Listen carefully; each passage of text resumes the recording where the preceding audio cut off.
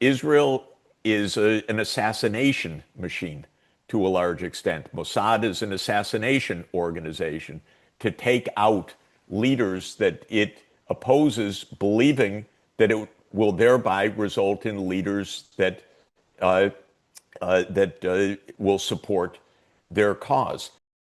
Recently, Jeffrey Sachs went on Glenn Deason's podcast to talk a little bit about Israel's strike against Iran, what it means for the U.S., and why it's an assassination machine. Pretty strong language there, but hard to deny when it's wanted the U.S. to get involved in Iraq and Syria and Libya and now Iran. But I want to hear what Jeffrey Sachs has to say, so let's watch and let's react. Please like the video and subscribe to the channel.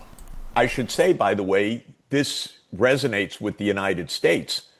The U.S., with 4% of the world population, roughly 4.1%, has tried to run the rest of the 95.9% of the world population. It does that, of course, with military bases all over the world, roughly 750 military bases in 80 countries. But it also has to rely on something more efficient, it believes, and that is regime change, because the U.S. doesn't have the manpower to put its Roman legions, if I could use the analogy, all over the world. It needs to have governments that fall in line with it. It has a lot of vassal states. The Europeans are vassal states in this way. But the idea has been regime change as the most important instrument that the United States has, because it doesn't want to be and can't be an occupying force. So it has to impose friendly regimes. So this fits, maybe it fits the imperial model going way back, that you put satrapies in or you put local vassal states in, because you can't really occupy every place if you have your eye on global control. Yeah, this is true. The U.S. leans on regime change as basically the first foreign policy expedient. And how sad is that? Despite its track record, even from the start of U.S. regime change operations in Iran in '53, ironic that that was one of the first, or if not the first, of the CIA under Arthur Dulles. Then did that in Guatemala in '54. Then we had the Bay of Pigs fiasco in '63, launched because not that it would be successful. In fact, the CIA knew that lives would be lost in it, but they thought that they would be able to convince Kennedy at that point to go full bore on a regime change operation in Cuba. Those three disastrous ones, even in the first few years, and then in my lifetime, it's been all regime change. In Syria, they tried to push that against Assad, finally got that last year. And now fundamentalists have taken over and are persecuting and executing Christians. Great. And a third of the territory of Syria is still being occupied by U.S. forces. I think like 2,500 of them. Saddam, don't even have to tell you about how much of a disaster that was over 20 years. We get out of there and fundamentalists take over. Afghanistan, we spent hundreds of thousands of lives, billions of dollars over 20 years, and I think 4 presidents to replace the Taliban with the Taliban. They just waltzed right in there. Gaddafi, he got deposed, and now there's slave trading there. Countless examples, on and on and on. U.S. intervention in Chile, coups there, and the Maidan coup in 2014 that we're still suffering ramifications from now in a proxy war with Russia. So Sachs is right on target here. The U.S. leads with regime change, and it's always disastrous. Well, my last question is, how will this affect the wider world? How will Russia, China, other large powers react to this? Because obviously this is not a good day for diplomacy in the faith they would have in diplomacy with the United States. But also, to what extent do you see the possibility of this war spreading? Because I've seen some reports already about Russia and China resupplying Iran after they were attacked. If history can be our guide, and it's a very imperfect guide to be sure, because every circumstance is different, the current approach will fail.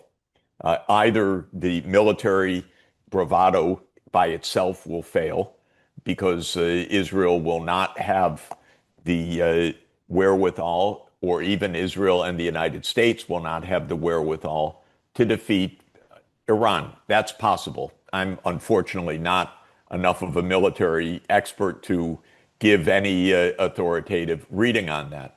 But we do know the vastly exaggerated estimations of Western military power is part of this story. The United States has not won wars for decades. Sometimes it's had military victories, but it's rarely actually won a long war. This is a good point. Afghanistan and Iraq were full of military victories on the battlefield. Vietnam was, for that matter, too. Strings of U.S. military victories, but then the soldiers go from an invasion force to an occupational force. And as an occupational force, they become sitting ducks and get attacked by guerrilla warfare.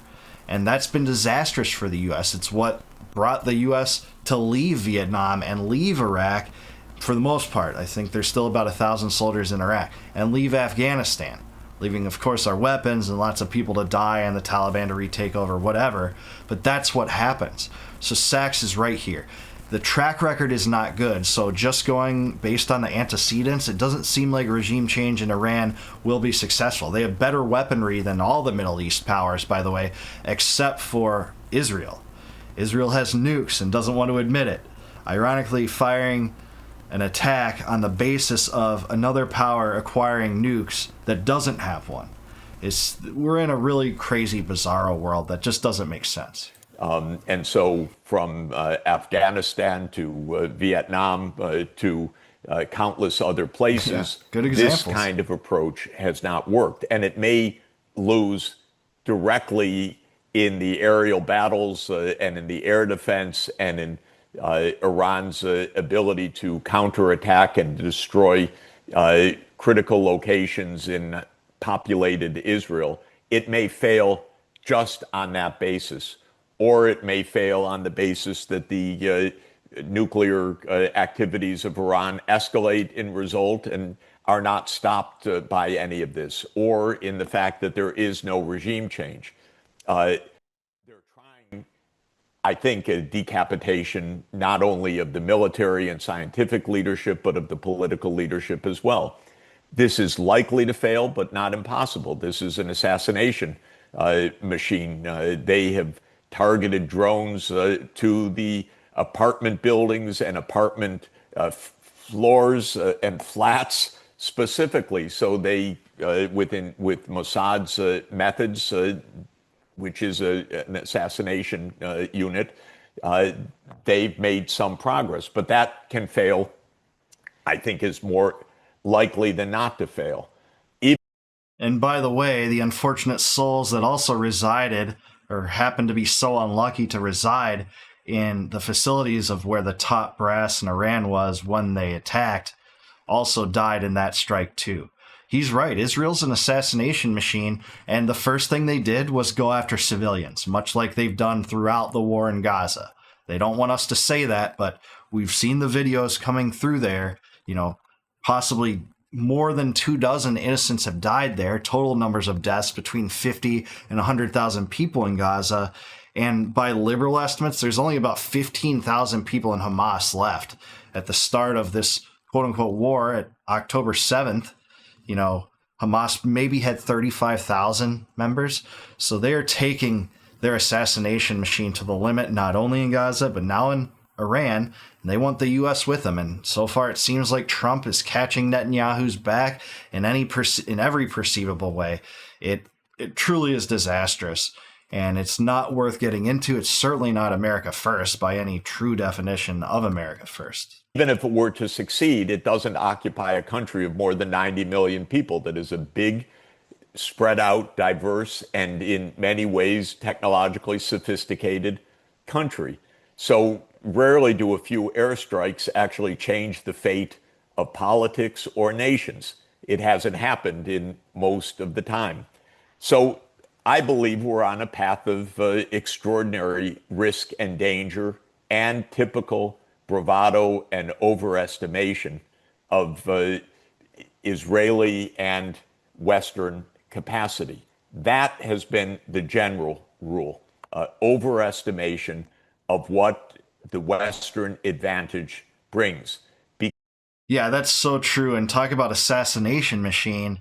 Tehran, the evacuation orders for Tehran, that's a city of about 10 million people. I think there's about 15 million on the outskirts. You're going to evacuate that?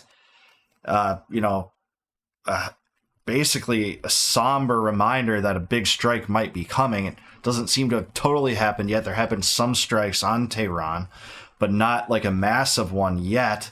It seems like Trump alluded to it, but there's no nuclear weapons facilities or no nuclear enrichment facilities even in Tehran. So it's just a total ruse to call this, an operation to dismantle the nuclear power regime that Iran is supposed to possess, when it's clear you're striking at civilians, you're striking at government centers, you're striking at the biggest metropolis in that country. Because the most fundamental factor of our world today is multipolarity. It is that the Western dominance, these G7 leaders, do not run the show and do not have the decisive military advantage to run the show. But in the end, each of these blows and the counter blows bring us closer to nuclear annihilation, because the even more fundamental truth is that we have nuclear arms all over the place. And not only does Iran have Russia as a backer, it also has Pakistan as a backer. And the idea that this is just a unilateral show of nuclear-armed Israel versus the Islamic world, versus Iran versus the Arab world, this could really get us all killed, this kind of delusion. Yeah, certainly there's always the risk of that, especially when you're engaged in proxy wars versus the biggest holder of nuclear arms on the planet in Russia. That's the most dangerous theater, I think, for sure. And what's to think Putin's ever going to trust Trump again? Not only is Iran an ally, but this was also an underhanded sneak maneuver between, collaboration between Trump and Netanyahu brought this to fruition. And I just don't think the U.S. can be trusted anymore, any element of it. Well, Professor Sachs, thank you, my friend. I appreciate your time. This is, it's incredible we ended up in this situation. I think everyone realized how crazy and insane such an attack would be, and that's exactly how it's turning out as well. It was so crazy that I didn't think it would happen, honestly. This is my naivete, I have to say, because I constantly overestimate the idea of a rational response to our circumstances, and I underestimate the hubris, the arrogance, the hatreds, and the readiness of people like Netanyahu to bring us to the brink of nuclear Armageddon. By the way, I have to say, and I should add, there is some group, bizarre as it sounds, that looks at the prospect of nuclear Armageddon and shrugs their shoulders and says, well, that's all biblical prophecy in the book of Revelation. I get my email from American Christian evangelicals who are the major voter base for Israeli extremism. And I get letters explaining to me, Mr. Sachs, it's all in the prophecy. And the darker things get, the more these are sign of the times of the coming Armageddon. That, to me, is perhaps the most terrifying point, that some people on this planet actually look at the prospect of Armageddon, not only with equanimity, but even with expectation. This is terrifying, and there are millions of American voters like that. Weird as can be, I have to say, but actually, that's the fact. That might be true, and I favor a different approach, using diplomacy to make the world more peaceful for sure, but people shouldn't be held to some kind of criminal response for having those beliefs. Our real threat to world peace is our leaders, not, religious fundamentalists that might interpret the Bible that way or might interpret different religious texts that way. It's the people in power that are pushing these wars, that are provoking these wars, that are laying propaganda traps and narratives to support these wars. Right now, it's Israel has a right to defend itself, even though they launched the strike. It's Iran cannot have a nuclear weapon, even though Iran doesn't have a nuclear weapon. All this nonsense that's being sold right now is so closely aligned with what was happening in 2003 with Iraq, the war on terror. Well, the war on terror is back. I hate it. It's a bad prospect for humanity, especially for the U.S. to get sucked into this after so many people supported Trump because they thought he would be better on foreign policy than Kamala Harris. Well, now I'm not even sure about that. I'm not even sure that there would be an Iran strike with Harris in office. That's not promoting Harris. I think she's garbage. But it's hard to know. She would have been a deep state puppet, to be sure, and maybe that would have happened regardless. But Trump seems to have a closer relationship with Netanyahu than any other president. He constantly boasts about it, that he's the most pro-Israeli president imaginable, when he's really not. Actually, the policies that Trump accepts from Israel and vice versa are bad for Israel. It's why there's so much animosity toward Israel over all the decades of support from the U.S. in all these wars of opportunity, all these wars of choice to overthrow near like half the countries in that region. It hasn't worked out. It won't work out, and Iran is going to be like the others, at least in my estimation. I'd love to be wrong about that. Let me know in the comments below, do you agree with Jeffrey Sachs about this issue? Is Israel an assassination machine? Is there anything that the U.S. can do to get out of this mess right now that's realistically on the table? Let me know in the comments below. Like the video, subscribe to the channel, and please consider supporting the channel, by the way, by becoming a YouTube member or Patreon patron. I'd really appreciate the support. It would help me a lot. And until I see you guys next time, no more war, no more debt, no more inflation, and you know the last one, no more empire. Peace out, guys. I'll catch you in the next one.